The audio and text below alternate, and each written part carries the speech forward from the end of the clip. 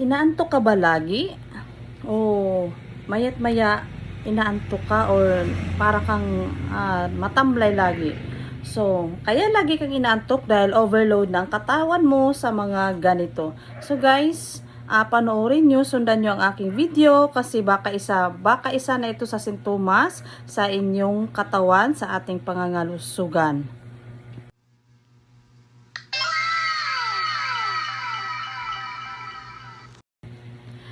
Welcome back sa aking channel, sa aking YouTube channel. Ako pala si Juliet Alcera, ang inyong ka-herbal tips, ang inyong kalusugang pangkaalaman, ano? So, anyway, kung baliktad man yun, so ganun pa rin, tindihin nyo na rin. So, narito ako para ihatid sa inyo ang nagbabagang balita. Nagbabagang balita, char.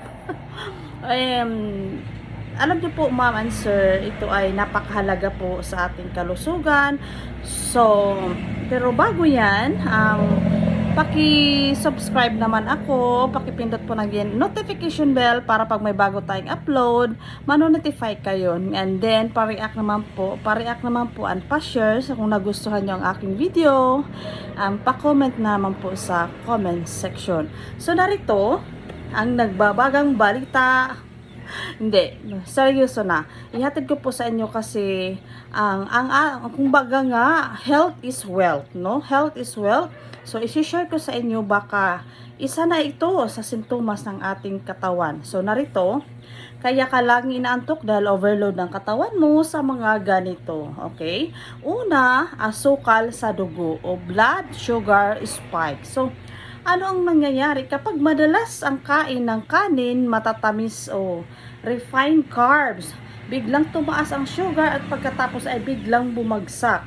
Ang pagbagsak na ito ay nagdudulot ng antok, paghihina at lutang na pakiramdam. Yung bang lagi na lang matambay ang katawan, pag kinakausap, parang ang bigat sa katawan. Pag kinakausap ka, laging wala ka, absent-minded, lutang ka na lang lagi, ganun.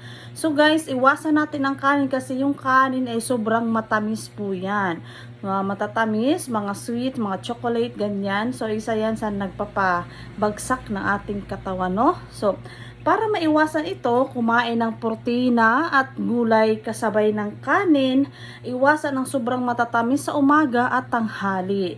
Uminom ng tubig bago at pagkatapos kumain. So sa umaga pala at sa tanghali, huwag kumain ng mga matatamis like mga chocolates, mga desserts sa mga matatamis, mga mga desserts.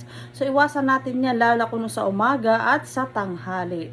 Pagkatapos kumain o bago kumain o pagkatapos kumain, uminom ng tubig. So pangalawa, insulin, no?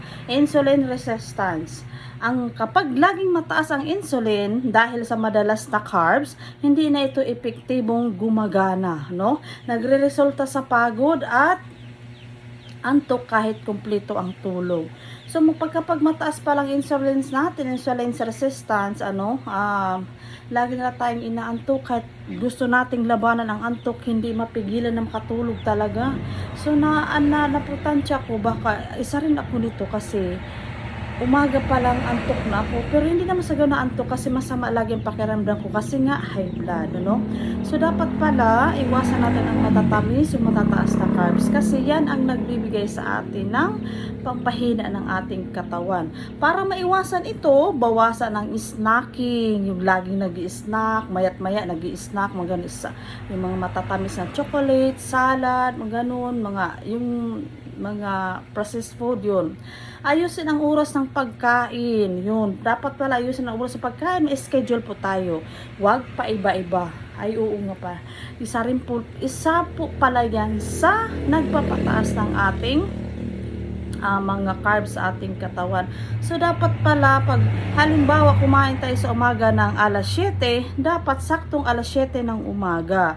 Pag sa tanghali naman, pag kumain tayo ng alas 11, dapat alas 11 ng umaga. Huwag yung kumain ka kahapon alas 7 sa breakfast, tapos pagka inumagahan naman, pagka umaga breakfast is alas 9 na. So isa rin po yan sa nakakasira sa ating kalusugan na yung pagkain natin ay paiba-iba ang schedule. O diba?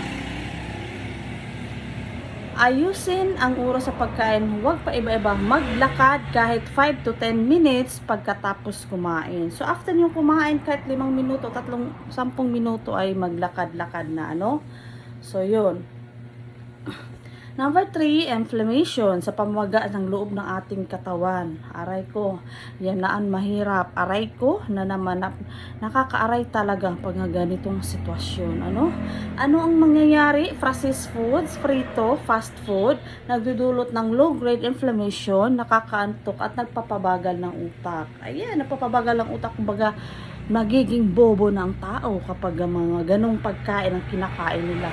So dapat talaga mga bitamina kasi parang utak natin laging laging gumana at laging active, no? Bawasan natin ang processed foods like hot dog, burger, french fries like that, and then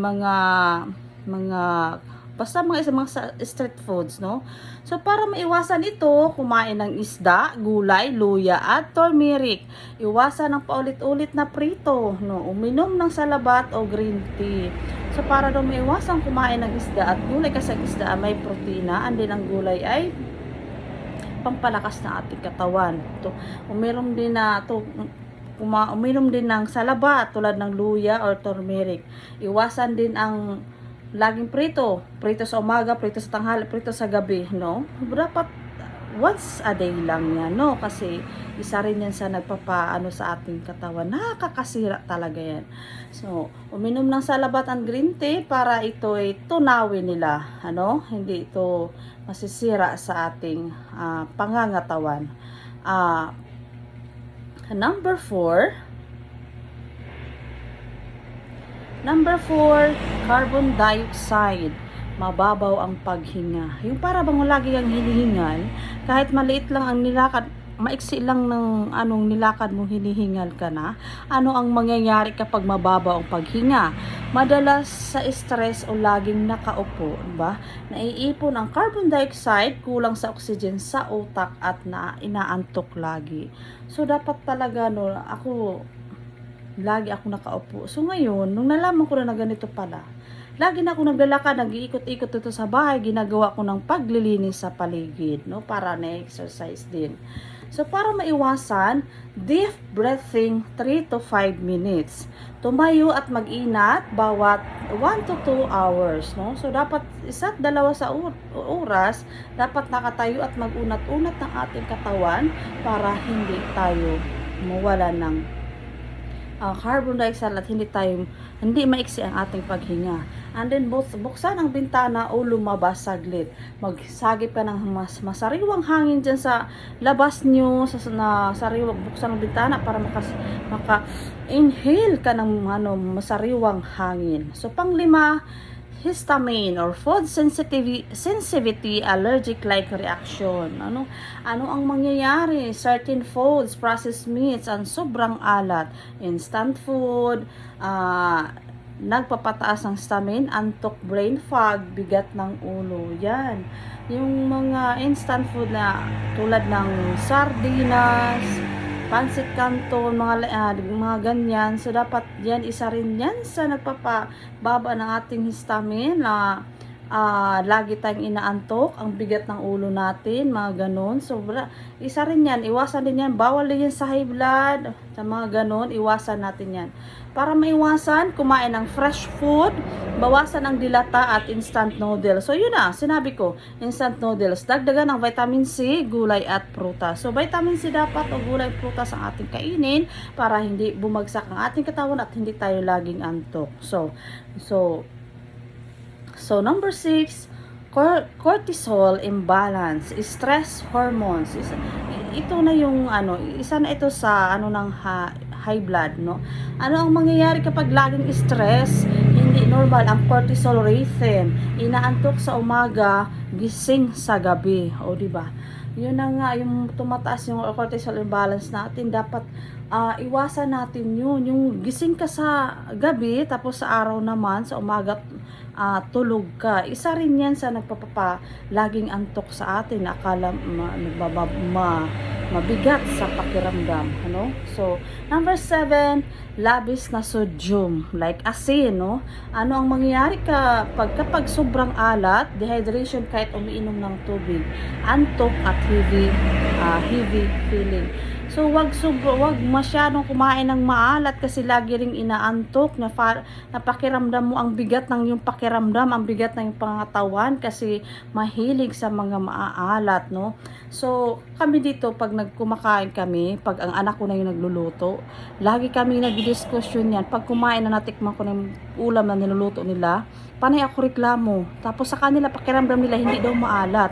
Sa akin maalat na, sa kanila sakto lang daw. So mas mabuti na lang, wag na lang mag-asin para healthy. So, number 8, labis na carbs sa isang kainan. Ay, Diyos ko, ito na yun. Ano ang mangyayari kapag puro kanin at kunting ulam? Blood sugar crash, and then antok. So, para maiwasan ito, unahin ang ulam, protina bago kanin, no? So, tulad ng isda, ang itlog kasi may protina yan. So, unahin daw muna yung mga ulam na may protina bago ang kanin. So, yun, para hindi bumagsak ang para hindi tayo laging antok, no? Bawasan ang rice portion, dagdag gulay. So, kung sa bawat kain mo, isang tasa ang kinakain mo na kanin, ang mas maganda gawin mo, kalahating tasa na lang, tapos more on vegetable, no?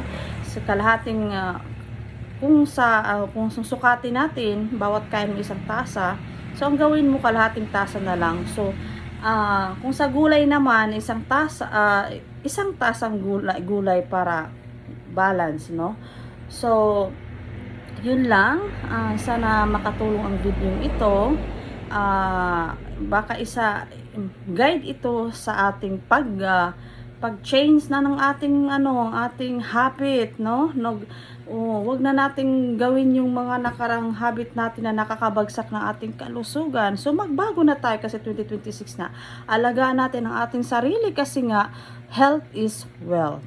So, sana nagustuhan nyo ang video ito. Paki-subscribe naman and paki-comment, paki-share, and then react.